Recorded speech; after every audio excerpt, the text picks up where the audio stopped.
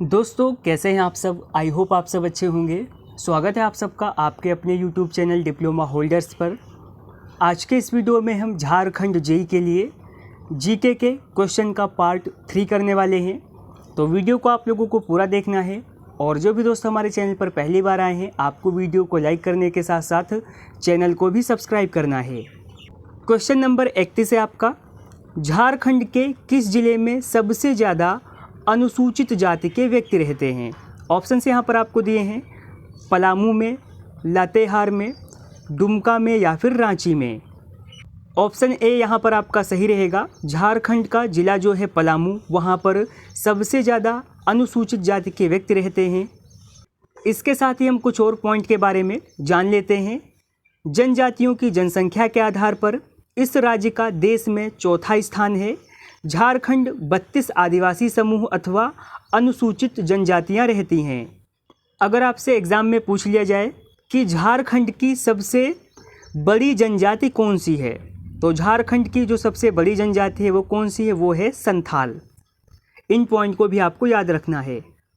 Question number 32 है आपका, जादूपेटिया झारखंड की किस जनजाति की चित्रकला शैली है। ऑप्शंस यहाँ पर आपको दिए हैं, संथाल, उरांव, मुंडा या फिर हो। ऑप्शन ए यहाँ पर आपका सही रहेगा। जादूपेटिया झारखंड की संथाल जनजाति की चित्रकला शैली है। क्वेश्चन नंबर 33 है आपका, तोपचाची अभयारण्य झारखंड के किस जिले में है। ऑप्शंस यहाँ पर आपको दे रखे हैं, धनबाद में, लातेहार में, रांची में या फिर कोडरमा में। और इसके साथ ही हम बात कर लेते हैं आपके कुछ प्रमुख अभयारण्य और ये किस ज़िले में हैं, इनकी स्थापना कब हुई और ये किन वन्यजीव के लिए फेमस हैं। तो सबसे पहले है आपका पलामू अभयारण्य, ये आपका है पलामू ज़िला में। इसकी स्थापना 1976 में हुई। ये हाथी और सांभर के लिए प्रसिद्ध है। दूसरा है आपका हजारीबाग अभयारण्य, ये हजारीबाग में है। इसकी भी स्थापना 1976 में हुई। ये आपका तेंदुआ, हिरन और सांभर के लिए प्रसिद्ध है। अगला है आपका महुआ डांड भेड़िया अभयारण्य, ये लातेहार में है। इसकी भी स्थापना 1976 में हुई। यहाँ पर प्रमुख वन्यजीव हैं आपके भेड़िया और हिरन। इसके बाद में आपका दालमा अभयारण्य, ये है पूर्वी सिंहभूम में। इसकी भी स्थापना 1976 में हुई। ये हाथी, तेंदुआ और हिरन के लिए प्रसिद्ध है। नेक्स्ट है आपका गौतम बुद्ध अभयारण्य, ये है कोडरमा में। इसकी स्थापना 1976 में हुई। ये चीतल, सांभर और नीलगाय के लिए प्रसिद्ध है। नेक्स्ट है आपका यहाँ पर तोपचाची अभयारण्य, यही आपसे अभी क्वेश्चन में पूछा था। तो ये कहाँ है आपका, ये है धनबाद में। अगला है आपका लावालोंग अभयारण्य, ये है आपका चतरा जिले में। इसकी स्थापना 1978 में हुई। ये बाघ, तेंदुआ और नीलगाय के लिए प्रसिद्ध है। नेक्स्ट है आपका पारसनाथ अभयारण्य, ये है गिरिडीह जिला में। इसकी स्थापना 1981 में हुई। इसके प्रमुख वन्यजीव हैं तेंदुआ, सांभर, हिरन और नीलगाय। कोडरमा अभयारण्य आपका है कोडरमा में। इसकी स्थापना 1985 में हुई। यहाँ पर तेंदुआ, सांभर और हिरन जो है प्रमुख वन्यजीव हैं। फिर है आपका पालकोट अभयारण्य, ये है आपका गुमला में। इसकी स्थापना 1990 में हुई।